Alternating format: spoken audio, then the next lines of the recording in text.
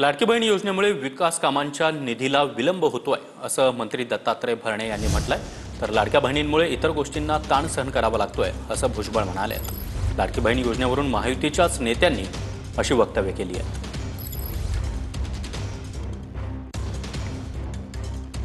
मी कुठे असू द्या त्यामध्ये माझ्या इंदापूर तालुक्याला सर्व विभागातून निधी कसा जास्त मिळेल यासाठी मी प्रयत्न बंधुलो करत असतो।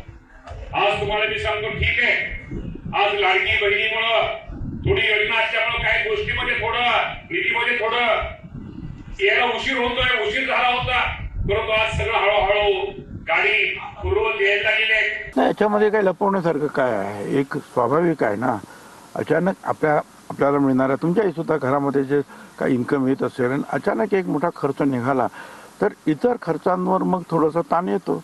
तसं राज्याचा सुद्धा तिजोरीचा असंच आहे।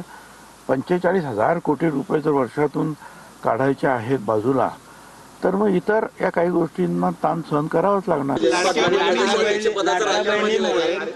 कामाचा निधी जो आहे तो येत नाही असं दत्तात्रय भरणे म्हणाले काल। कुठे म्हणाले? असं म्हणाले लाडक्या बहिणीच्या हप्त्यामुळे विकास कामाचे पैसे यायला विलंब होतोय। मी विचारतो त्याला कुठली बातमी कळाली।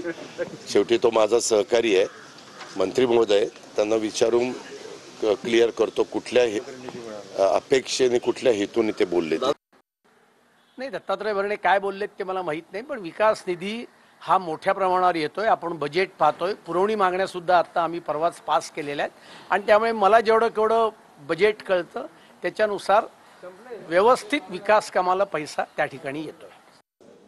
नाही, एक ती प्रक्रिया असते सरकारची, सरकारचा निधी हा प्रोसेसमधनं येत असतो, त्याच्यामुळे ट्रान्सफर होणं, मंजुऱ्या होणं हे नित्य नियमाची प्रोसेस आहे। एखादा दुसरा दिवस मागे पुढे होत असतो, त्याच्यामुळे निधी मिळणार नाही असं अजिबात नाही।